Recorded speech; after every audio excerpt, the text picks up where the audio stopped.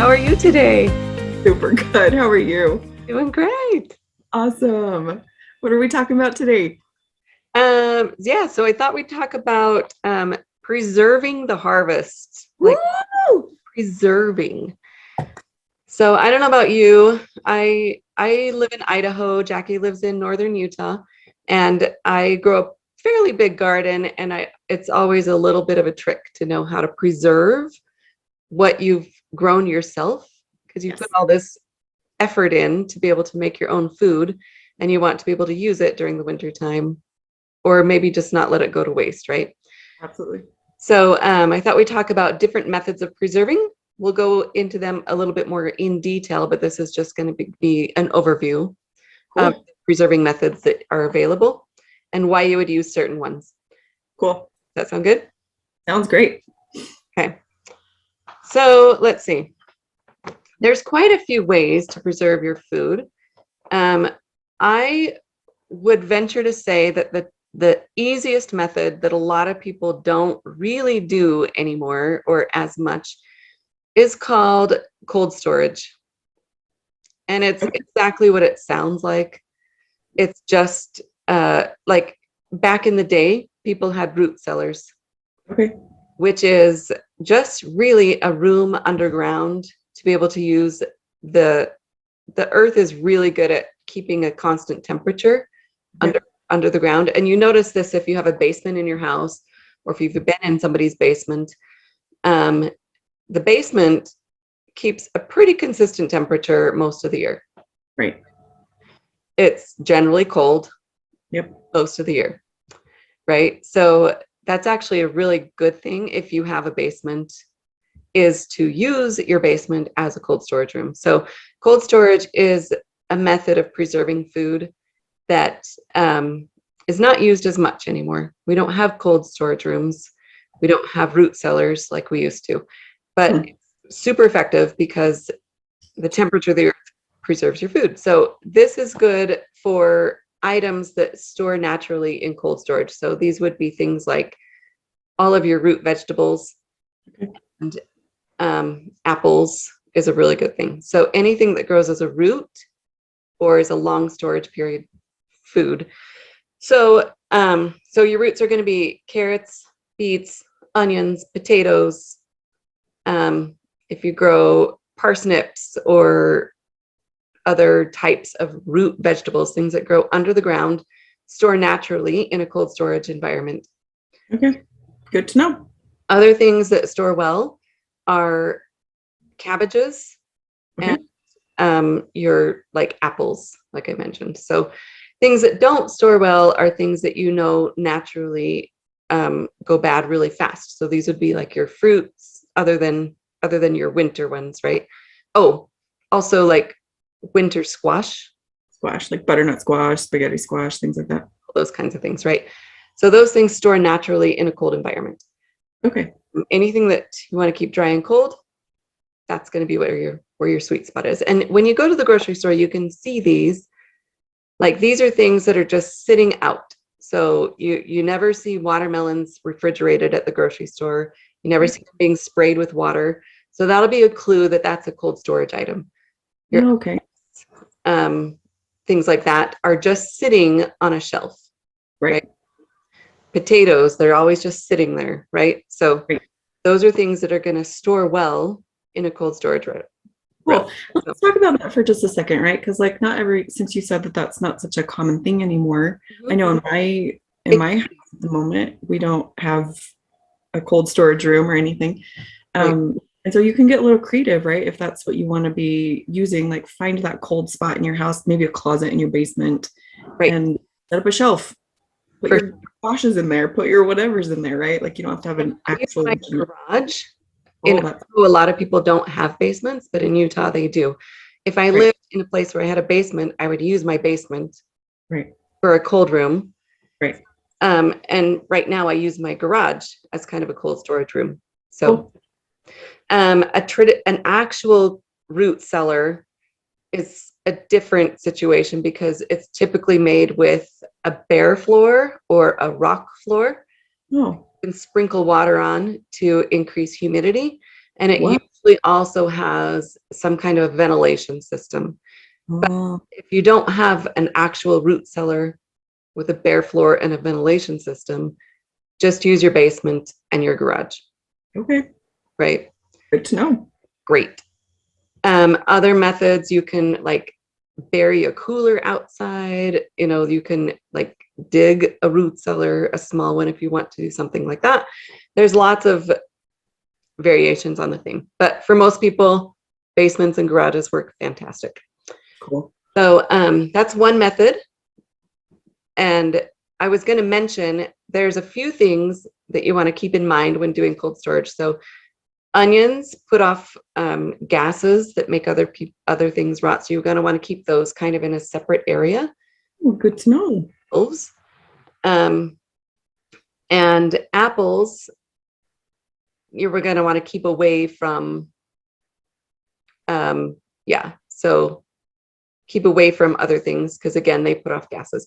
So like I've heard like onions and potatoes, like we generally cook them together, but you don't want to store them together. Oh, Keep them separate, which just means like not in the same bag or not like right next to each other.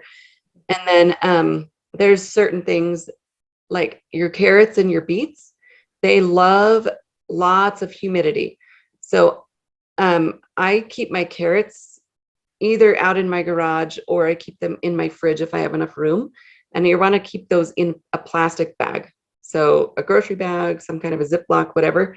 And then you sprinkle some water in. Not no.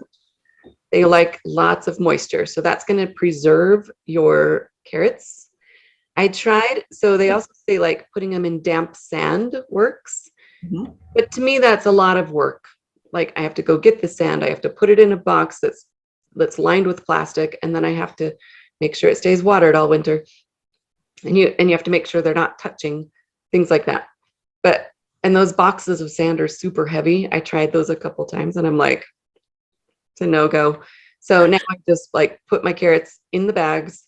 I leave the dirt on and everything, and I just sprinkle in a handful or two of water, Oh, close it up, and it stays good like all winter long. that's amazing. Yeah, super cool. So another method of preserving is canning. Mm.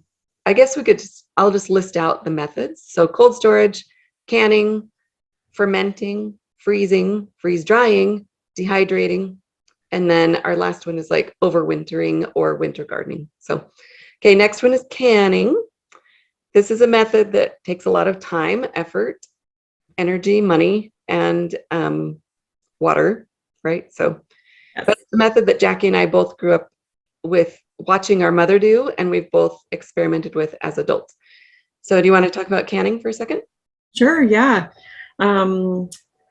Absolutely. So canning is a fun process, and I'm not full on expert at canning necessarily, but I do know that your local extension office, they are the people to go to for expert advice. If you're curious about what to do and how to do it appropriately, definitely check out your local extension office in your state. So wherever that is, they'll help to guide and navigate you with elevation changes and timings and all sorts of things. Generally speaking, there are two forms of canning. There is the water bath method, and then there's pressure canning. And you use different equipment for both of them. One is a big, you've probably seen them, big blue kind of speckled pot. That's the water bath one that has a lid on the top. And you put a little metal thing in that keeps your jars separate.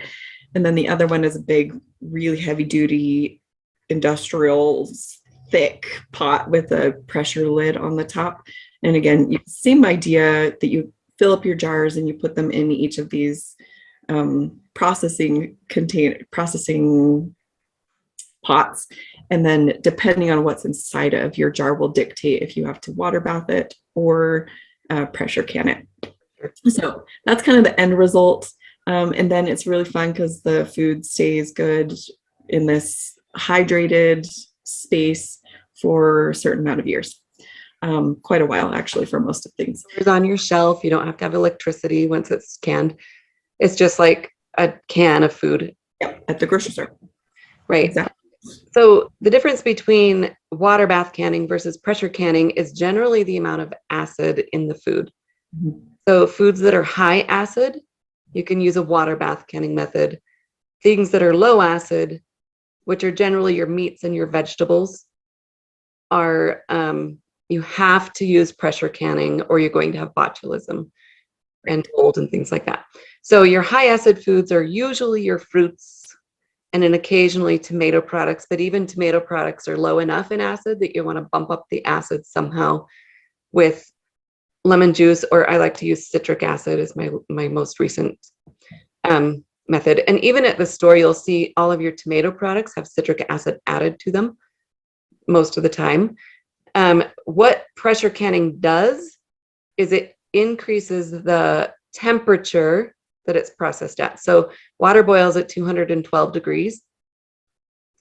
But pressure canning increases that because it introduces steam. And so the steam gets hotter than 12 degrees. So if you're canning meats or low acid vegetables, you have to use a pressure canner so that the temperature gets up high enough. So that's why we use pressure canning.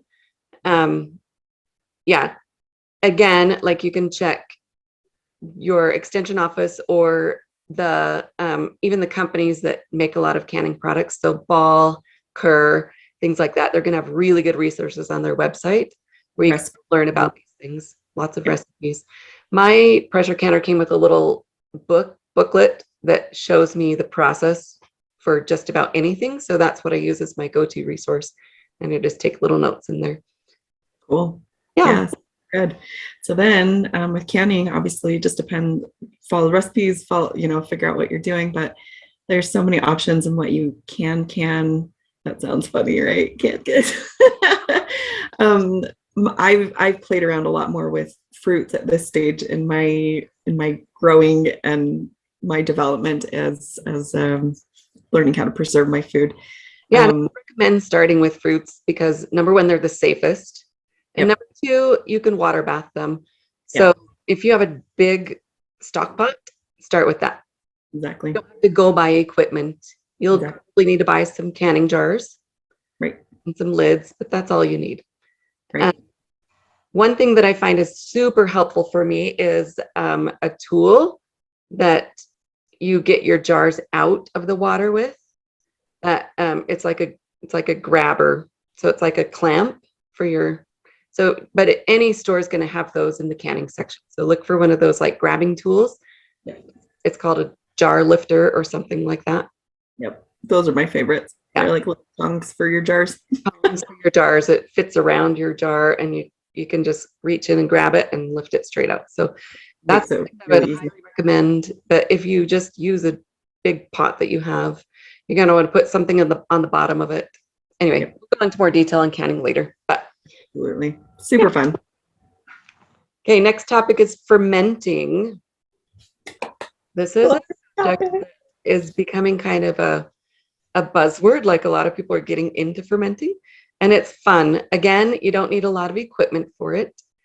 And you can just start practicing with it.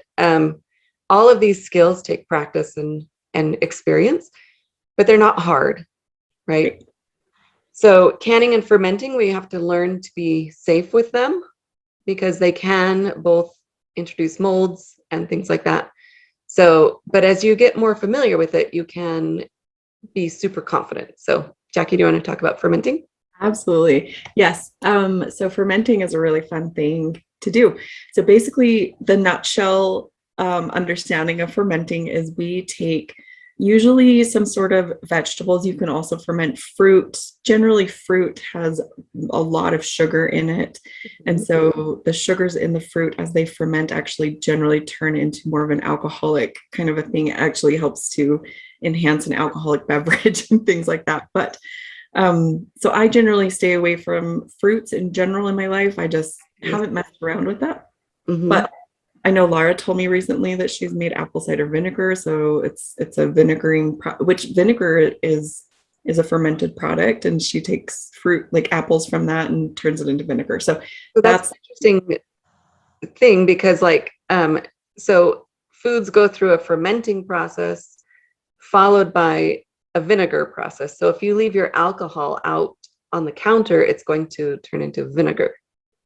So yeah, so the process that it goes through is it goes fermented first and then it turns to vinegar. Very cool. Very cool. Bacteria is in there, right? Right. So like I said, I normally just play around with vegetables that I ferment. I've never heard of anybody fermenting any sort of fats, or I guess meats do go through kind of I don't know if it's fermenting technically, but curing is, I think, the word that we use generally for meats, right? Which I don't know if we need to add that to our list, Laura, but like, I'm not an expert on curing, but maybe we'll learn about that and come talk about curing meats later. But for this discussion, we're going to stick to vegetables primarily. You can ferment grains as well. That's a really good thing to do, but we're just going to primarily stick to vegetables today. So in a nutshell, what you do is you take some sort of a vegetable, and there's different types of vegetables you can ferment. Beets, carrots, cabbage, what else have we fermented? I don't know. Those are some of the things that are popping into my mind at the moment. But you generally cut them up into a certain size. Every type of ferment is a little bit different in how you're supposed to cut and prepare your foods. Like I'm just going to talk about sauerkraut, for example, or cabbage, turning cabbage into sauerkraut, which is the fermented version of cabbage. So that we have an example to follow. So we take a head of cabbage. I usually pull off the outer leaves because they're usually kind of the damaged, more yucky sides of the leaves. I actually keep the leaves because it helps me to, once I've put everything into my jar to ferment, I put those exterior leaves on the top to help submerge everything underneath the liquid. So that's kind of a cool tip that I've learned from somebody in a sauerkraut making class a while ago. So then I just actually shred all my sauerkraut, or I keep saying sauerkraut, all my cabbage leaves into little finely sliced pieces. I use like a microplaner thing, a shredder thing that helps to make that go easier. You can use a knife, so that use a food processor, whatever works for you. There's no right or wrong way to do it. The bigger the cabbage slices, specifically with sauerkraut, the less consistently things are going to ferment. So it's better to have not tiny little pieces, but I have heard of somebody like juicing their cabbage and then like fermenting it, and it turns out the same because the science is the same, no matter how big or small really the pieces are. But generally we like to cut them into finely slices, shreds. Like for a cabbage salad, that's what we're looking for. So once you get all shredded, there's a certain ratio for how much cabbage you have to how much salt that you need to add. Salt is the medium that helps to actually preserve the food through the fermenting process. Right. So then what happens is we add the salt. The salt actually starts removing all the liquid from those cabbage leaves, and there's all this juice that starts emerging from the cabbage. It's like a salty liquid at the beginning because it's salt cabbage water, basically. Yeah. And then from there, I depending on how much cabbage you have, I use like a quart-sized jar, or I actually have half-gallon mason jars that I use, and I usually do a whole head or two of cabbage to fill up a whole entire half-gallon. Right. And then it's amazing how much juice comes out, and I just keep shoving it in until it fills. I mean, I leave about this much space at the top. You can have more space than that, and that's fine. Just don't fill it all the way to the top because the juice will actually spill out.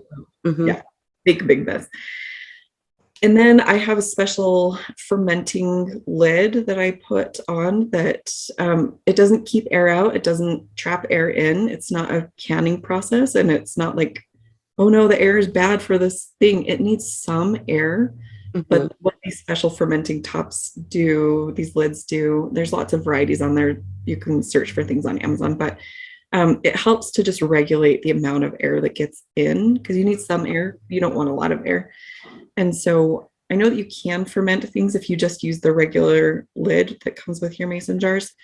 I have better success with like a special fermenting lid because it just helps. We can talk about that later. We'll go into more depth on fermenting on a different class. Right.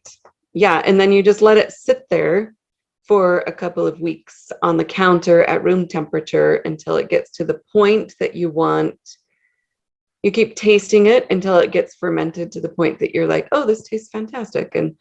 And freshly made sauerkraut is amazing. Good. It's really good for your digestive system, has lots of good bacteria for you.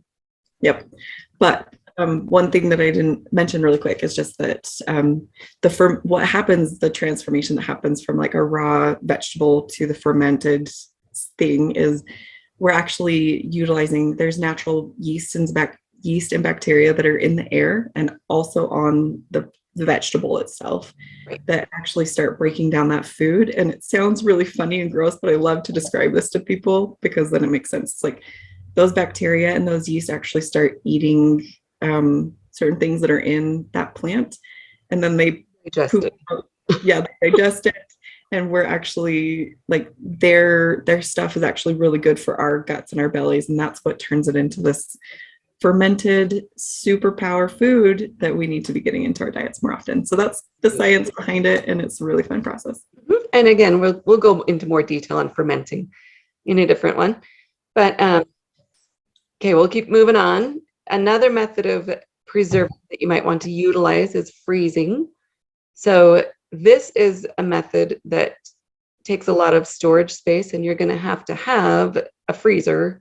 You can use just the freezer in your that's attached to your refrigerator, but you're going to be able to preserve just small amounts of food that way. Getting a large outside freezer of sorts would be better if you're going to freeze a lot of food. So most things that you're going to freeze, you are likely, fruits not so much, berries not so much. You can just put those straight into the freezer. I usually put them out on a cookie tray to freeze individually, and then once they're frozen, then I put them into a Ziploc bag, label it, and then pop it back into the freezer. But vegetables, you're going to want to do a process. Is it called shocking or? I think so, or blanching. Blanching. Thank you. Yeah. So, and all that means is you're going to cook them for 1 minute or so. Like boiling hot water. Yeah, get some boiling water. So say that you're doing green beans or peas, you're going to want to drop them into boiling water for 1 minute and then put them into an ice water bath quickly to stop the cooking process.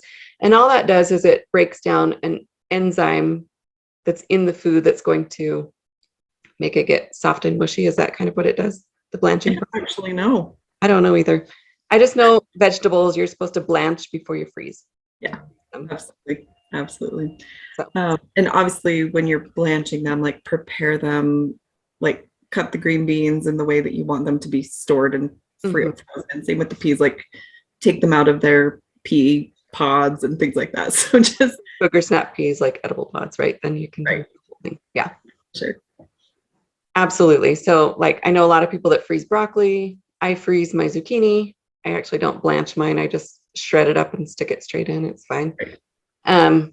One thing that I like to freeze is whole tomatoes. And this is something that a lot of people don't know about.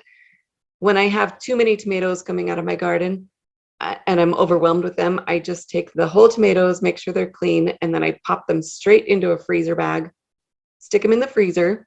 And the beauty of that, number one, it quickly gets rid of a whole bunch of tomatoes off my kitchen counter. Yep. And when I go to thaw them in the wintertime, the skins come right off and I can create a beautiful sauce, cook it down, and it's awesome. It's like my favorite way to preserve tomatoes because I don't have to do anything. It's so easy, right? So that's so funny because this summer, for the first time in my life, I was in that same problem. And I'm like, oh, what do I do with all these tomatoes? I just popped them in some freezer bags and threw them in my freezer, and it's been so lovely. I took the skins off before, so I took one step extra, but I was already blanching them all and taking the skins off. But it's been such a fun thing to just pull them out of my freezer and have like real raw, fresh tomatoes from my freezer. They're going to be super mushy and watery, but you can use them in cooked products. Soups, and yeah, absolutely. Nice to use them in the wintertime. So great. So great. Cool. Okay, next method is freeze drying. This is a method that I have zero experience with, but Jackie has tried it. So go ahead. So fun. Freeze drying is it's kind of a it's not a common thing. I don't think you can buy freeze dried foods at the store. They have like backpacking meals that are freeze dried, and those MRE things that the military gives to their people. They're all freeze dried foods.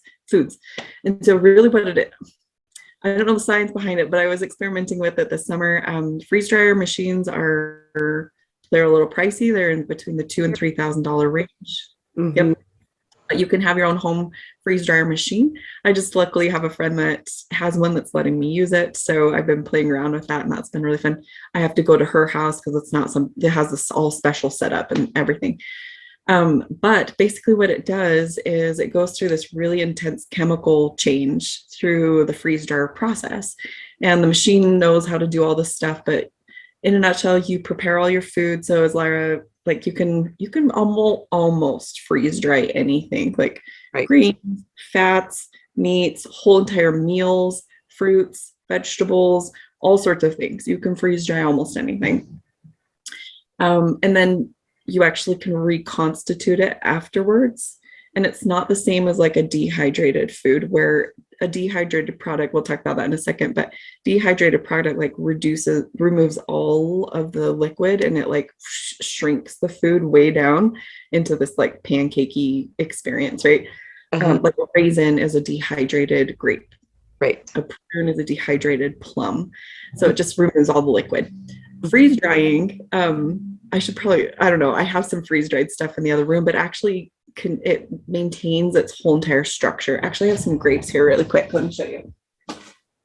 So freeze dried some grapes. Podcast, you won't be able to see this, but that's okay. Right. So I just cut the grapes in half, and this is half of a grape, but it maintains the whole entire structure of the grape. But it's this really dry, crumbly. Right. And, people have experienced this. If you've ever had a cereal with freeze-dried strawberries in it or something like that, right? So it still looks the same size as a strawberry. Exactly. Just going to be it crumbles, right? It's dried. Yep. And what it does is why it's called a freeze dryer is because it actually takes the food way to this really, really frozen cold temperature, like -40 below or something. I don't know. And then as it slowly brings it back up to temperature, it starts changing it removes all the water. It does a bunch of different things to the food so that as it brings it back up to a normal temperature from that really frozen space, then it keeps it in this really crumbly space that I could add water to these grapes and turn them back into grapes if I chose to. But they make really great snacks, things. And the cool thing with freeze dried food is it actually lasts for like 20 to 25-ish years or something, depending on what it is. So super fun. If you have a friend or if you want to spend $2,000 to $3,000 on a freeze dried machine, it's a really great thing to do. So all right. If you don't want to spend $2,000 to $3,000, we'll talk about dehydrating food next. Right, it's a little bit more accessible for most people to do drying. But storing freeze-dried foods might be a good method if you just want to buy freeze-dried foods. Yes. Long-term storage, that might be a good thing. Yes, absolutely. Dehydrating, as she said, is different. So this would be just drying out foods. So you can just I would say there's probably 3 methods of dehydrating. So air dehydrating would be just where you're setting it outside or on your kitchen counter. Some things don't dehydrate fast enough in that method, but you could certainly dehydrate herbs just using the air. Probably not a lot of foods that way. Most foods you're going to want to dehydrate using either your oven or a dehydrator. So ovens, if you're going to use your oven, you're going to want to turn it down to a low temperature, as low as it'll go, really. Like mine goes down to 170. So that's usually what I dehydrate at. And you lay it out on trays in a single layer, spread out, and then you leave it in there until it dehydrates down to the point that you want it to be at. So examples of this are like dried fruits. So you might see some dehydrated apples or apricots or peaches or something like that. Or fruit leathers. Fruit leathers, absolutely. Fruit leathers are a dehydrated product. Or sun-dried tomatoes is another one that a lot of people are very familiar with, right? So you can use your oven for all of those. Or if you want to invest a little bit of money, you can get a dehydrator. They're around probably $100. Yep, that's probably a good average. And it's awesome. So it's just an electric machine that you sit on your counter, and it has trays that you can stick them in. And so you lay out your food on the tray, and then it has airflow through it that dehydrates it at a more consistent temperature, and you're also not using your oven. Yeah. So I like to use my dehydrator like overnight. So I just put my food in, let it dehydrate all night, and then it's usually done by the morning. It's a quick way to take care of a lot of fruit if you have fruit coming off your property or a neighbor or things that you've purchased. Yeah, things like that. Isn't jerky a dehydrated product? Yeah, beef jerky. Yeah. Any kind of jerkies are dehydrated. Mm-hmm. Well, I know you can dehydrate vegetables, like you said. I mean, tomatoes technically a fruit, right? But like you can dehydrate vegetables and things. One tiny little detail to be considerate of with the dehydration process is if you are really, really intentional about wanting to keep your food in a raw form, meaning like I think raw technically has to be below 110 degrees, like you preserve it under 110 degrees, then you definitely want to be using a dehydrator machine and not your oven, because like I said, Laura said, my oven also, the lowest temperature is 170, which is above that raw space. So if that's really important to you, make sure you're dehydrating your food in. Yes. And look for a dehydrator that'll go down to those raw temperatures. Yeah. It takes longer, but it works great. So yeah, absolutely. Cool. Yeah. Dehydrating is really easy. It's simple, not too hard to do. And again, it takes care of a lot of produce at one time, right? Yep. Okay. Last one that we're going to talk about, we talked about in a separate video and podcast, is winter gardening or overwintering. So just real quick to recap that topic, winter gardening is just a way to preserve your food outdoors in your garden attached to the earth. So the trick to that is to make sure your plants are full grown by the time you get to your freezing temperatures. And then you're basically just protecting them from the elements, and they will preserve over the winter, and you just keep harvesting all winter long. So cool. Certain foods can do great with just a simple cold frame or a hoop house over the top of them, just to provide a little bit of protection from the elements. Because the thing that will kill your plants the fastest is wind, really. And then certain plants can overwinter with no protection. So I have a patch of green onions that has overwintered every year for as long as I have lived here. And I had a different one. I had a similar one at my old house, and it overwintered every year. So super cool about that. Like I can just keep harvesting them until the plant dies back. And then as soon as the temperatures come up in the spring and the days get longer, it starts growing. So I really only have like 2 months that I don't have any green onions at all in my garden. So 10 months out of the year, I can go out and harvest. Like 10 feet from your door. Time I want. Yeah. That's amazing. Other things like in that same category. So winter gardening and overwintering, you're going to have to use foods that are acclimated to winter time, meaning your cold foods like your like spinaches and kale and onions and peas and things like that, things that grow naturally in the cold time of the season. You're not going to be able to overwinter tomatoes and cucumbers and peppers and melons, right? So those are hot plants. So overwintering or winter gardening is another method that you can use to preserve food. And the great thing about that, it takes very little equipment, and you don't have to use any of your indoor space. It just overwinters outside. So that's nice to be outdoor space for that.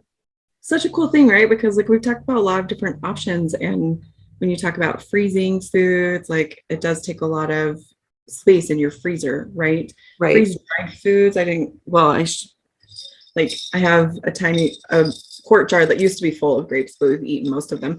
Right. Freeze dried foods take up a lot of space too, because you have to put them in a container to keep them, Absolutely. and you have to use oxygen absorbers and all these things, right? Like dehydrated food shrinks down significantly, but it still takes room.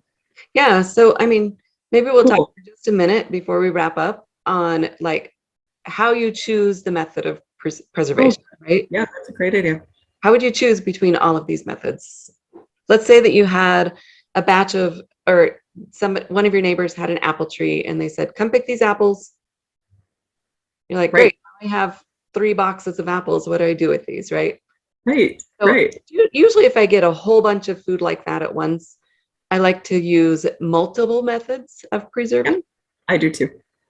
because then I have lot different options, different Yep, forms of the food, yep, which is nice. And it also, like if you were going to take those apples and only can them, right, into applesauce or apple butter or apple pie filling, apple whatever you were really. making, right? Yep, Um, if you were only using canning, it would take a lot of time, a lot of effort, a lot of jars, all those kinds of things.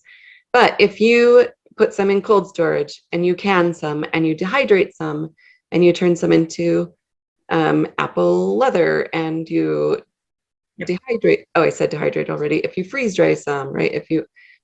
Anyway, you turn some into apple cider vinegar. So nice, you can use different parts of the plant for, like you can take your scraps from making the apple yes. sauce and turn it into apple cider vinegar, things like that. So anyway, just it's nice to have multiple variations on the food and also not use all your resources. Yeah, in one method. Absolutely. The other thing that I think is really important as if you guys are similar to us, you're thinking about how do I provide for my not necessarily provide, but like how do I plan the food that we need for the whole year or a certain amount of time or whatever until we get to next season, to next harvest. Um, and it's really important to understand that obviously the needs of your guys' family. If you have a large family, you're going to need a lot more of a certain type of thing. Or if your kids or if you guys hate applesauce, don't turn the apples into applesauce. Like that's not wise. Or if you know Christmas is coming up and you love giving jams or things like that, you can make apple jam, apple butter, all Right. sorts of things, give them for gifts, right? So like I think this idea is like start with the end in mind, right? It's like Mm-hmm. what are the needs of your family? What are your unique things that you love or don't love? Mm-hmm. What do you want to experience? What do you want to experiment with? What do you want to try? Is there something new? Do you have like I said, do you have a friend with a freeze dryer machine that will let you use it? Do Right. you have access to those things? Do you know how to water bath and can your food, or you just need to throw them in cold storage and figure out how to do like make a ton of apple pie with them? I don't know. So, and you get to make all those cool decisions for you, but understanding the end in mind is a really important thing. Knowing you'll learn over time what you and your family like to eat, Yes. right? Like, so my friend just gave us a few boxes of peaches. Mhm. So grateful for them. But like, I know that my family loves Right. canned peaches. So that's what I did with the majority of them. Right. Um, we don't love peach jam as much. Right. So for me, that's what worked for me. Exactly. But for other people, they love dehydrated peaches. So you Right. would do the majority of them dehydrated peaches, right? So Exactly. you just have to learn over time and try out these different methods of preserving with different types of food and decide what you and your family like to eat. Yep. Exactly. So much fun. So much fun. So many cool things for us to talk about, but wanted to keep this short as we could with talking about all these really great options for you guys. Let us know. We'd love hearing in the comments in the chat about different options that you guys are utilizing. We obviously did not talk about things in depth today, We're just talking about different methods. And so if you have a different preserving method that we didn't talk about, let us know. We'll happily come back and do another episode for you. We'll learn about it, ask questions about it, but we'd love to know if there's other things that we missed. Share your experiences with us. We'd love to learn from you guys just as much as you guys learning from us. So thank you for joining us today. And we like to have a conversation over in our Facebook group too, so you can join us over there. We'll post a link to that, how you can join us there and continue this conversation. And we'll most likely do a deeper dive on some of these topics too. So we can into more detail on how to do each of these methods. So, okay, it's great to be with you guys. Thanks for listening.